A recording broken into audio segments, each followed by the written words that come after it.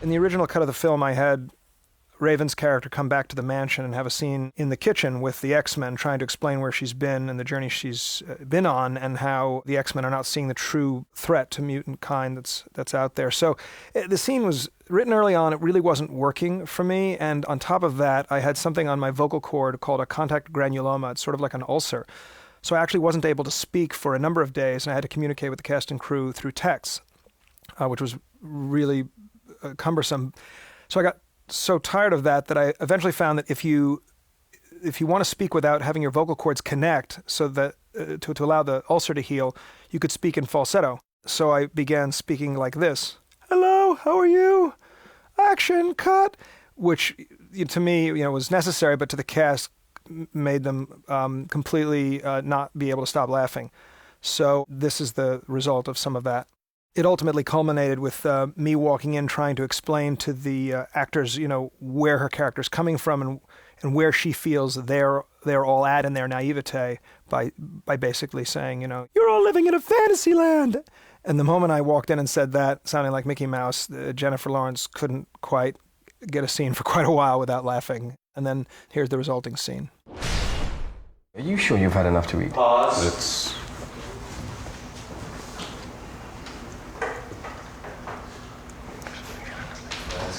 Is my favorite singer coming in? Oh, singer. If you stop and start, or after action, take a moment and shine. If we made our move now. Listen to yourself. You're living in a fantasy land. Look at yourself. Cut.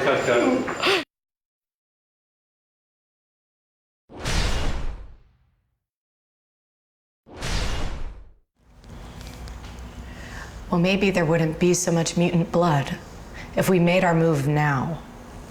Listen to you. Those aren't your words, those belong to Eric. Besides, you'd be giving Trask exactly what he wants. Giving humanity a reason to hate us, to fear us. Charles, you're living in fantasy land.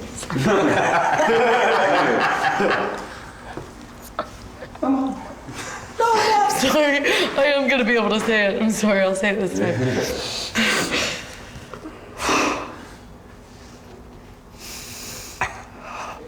Just sit down, please. Charles, you're living in a fantasy land. God! Okay, no, because it is a good line. It's like in the movie it'll work because they didn't see Brian. I'm not going to look at you, okay? Okay. Charles, you're living in fantasy land. Do you honestly think that they need another reason? Do you really think that they'll ever be able to look at me like this and be anything but afraid? Oh, we had to cut. Shh.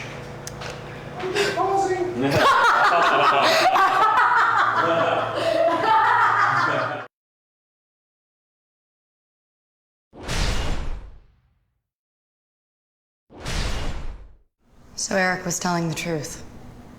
It's either me or Trask. Well, if you kill Trask, there'll be 10 more like him. Well, then I'll kill them too, and anyone who comes next. Let's just cut to the chase here. You want to know how all this ends? Because I've seen you in the future. Yeah? What am I like?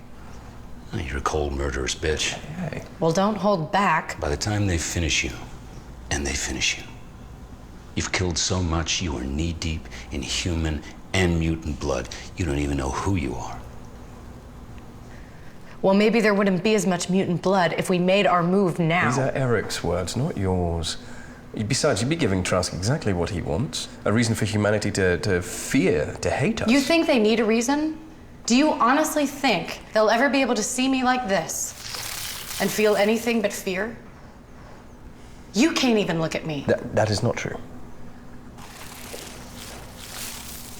I can hide like you, but what about the ones who can't? I saw them in Vietnam. It's hard to hide your powers when you're getting shot at. And the ones that couldn't hide became lab rats for Trask. I will never let that happen to you. I made you a promise a long time ago that I would keep you safe, that I would protect you. If I'd have done my job, perhaps none of this would be happening to us. Perhaps you wouldn't have left home. I couldn't stay here forever, Charles. And why not? That's why. I'm sorry. And it's not me that you should be worrying about. Eric is gonna start that war whether you like it or not. Well, how do you know? He told me. Whoa, whoa, whoa, whoa, whoa. When was the last time you changed your bandage? On your leg? Hank is going to see to your leg. Hank, yes you are.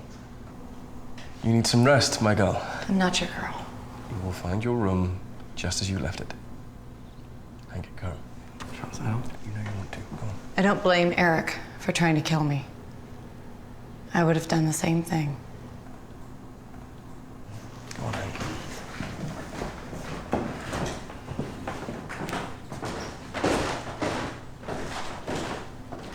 She's home. What are you trying to do? I'm trying to save her. Men who try to do that to women, in my experience, doesn't end well. You're gonna drive her away.